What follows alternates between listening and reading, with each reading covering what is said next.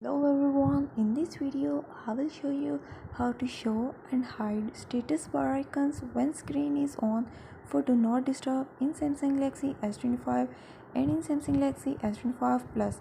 Before starting this video, please subscribe for more videos and watch complete video.